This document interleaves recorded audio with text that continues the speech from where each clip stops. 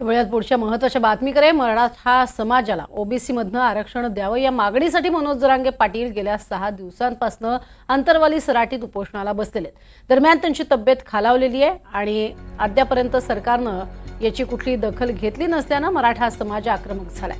धाराशिव, बीड, जालना, परभणीनंतर आता लातूर बंदची हाक सुद्धा देण्यात आली आहे. लातूरमधील मराठा आंदोलकांनी ती दिली आहे. लातूरमधल्या शाळा, महाविद्यालयांबरोबरच सगळी दुकानं बंद करण्याचं आवाहन मराठा आंदोलकांनी केलेलं आहे आणि याचा आढावा घेतलाय लातूरचे प्रतिनिधी सुनील कांबळे यांनी.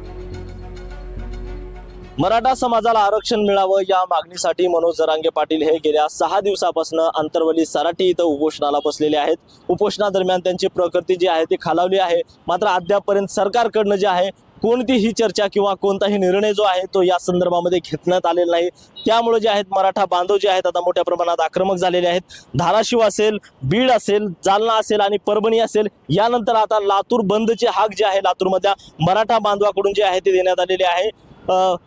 या मनोज जरांगे पाटील यांच्या उपोषणाला समर्थन देत लातूरमधील मराठा बांधव जे आहेत आता एकत्र जमायला सुरुवात होत आहे आणि त्यांच्याकडनं जे आहे लातूर बंदची जी हाक आहे ती देण्यात आलेली आहे. लातूरमधल्या छत्रपती शिवाजी महाराज चौक इथं जे आहे मराठा बांधव जे आहेत आता एकत्र येत आहेत आणि त्यांच्याकडनं जे आहे लातूर बंदची हाक जी आहे ती देण्यात येत आहे. जिल्ह्यामधल्या सर्व शाळा असतील, महाविद्यालय असतील किंवा सर्व आस्थापना आहेत, या सर्व बंद करण्याचं आवाहन मराठा बांधवाकडून यावेळी देण्यात आलेलं आहे.